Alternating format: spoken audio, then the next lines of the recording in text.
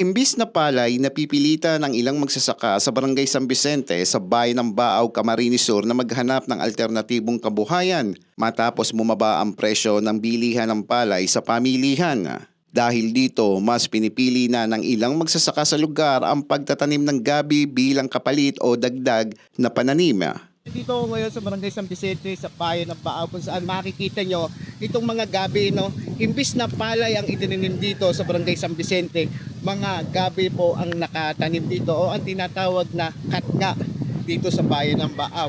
Ayon dun sa mga farmers na nakausap natin, lubhang mahirap at nalulugi yung mga farmers natin dito, kaya mas minabuti nila na itong gabi o itong katnga ang gawin nilang alternatibo sa kanilang hanap buhay. Ayon sa ilang magsasakang nakausap ng news team, hindi na sapat ang kinikita nila sa pagtatanim ng palay upang matustusan ang mga gastusin sa binhi, abono, upa at iba pang agri-inputs. Wala, pirming logi. Bakit po? Na, sugasto. So, palay, barato. Oo, yung mga abono, medisina, mahal. Talagang logi. Pero yung palay, tatlong buwan, wala. Inaano pa, binababo. Ito, binabo ito. Kaya naka-20 na ako. Wala na. Pagbayad ng treasure para baktot, wala na. Minsan palagi itong binabaha. Tapos yung daga, tapos binabagyo. Yung pali, tatlong buwan bago mag-harvest. Tapos mahal pa yung pagtatanim, 500. Tapos yung pagpamakina, mahal din. O yung puro mahal. Ito, kayang-kaya ko eh.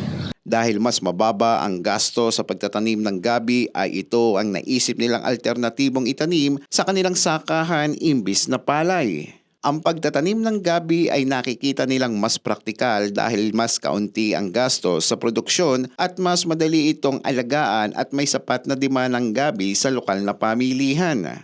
Kasi yung gabi, yung mga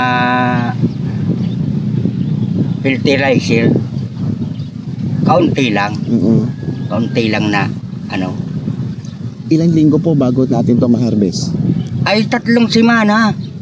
Tapos? Magpapa-gusi naman. Mga 3 semana. Mas okay to sa palay para sa akin. Bakit po? Hindi na daga.